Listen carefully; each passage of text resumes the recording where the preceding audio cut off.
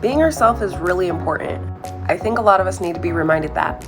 Forgetting your worth can be really fatal and dangerous and can let you down in so many ways. All of us truly just want to be accepted. And by that, I mean supported. So of course, depending on the person and the problem and the situation, whatever occurred in their events in their life could lead to the person they are up today. Well, if they choose not to change, at least.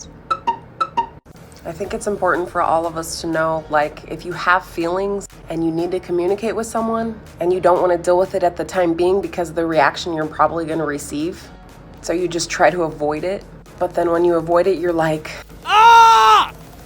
So it's like nothing's helping if you're staying silent. Sometimes people think they're fixing the problem by not communicating right away, but they really could be causing more harm than good. So communicate and support.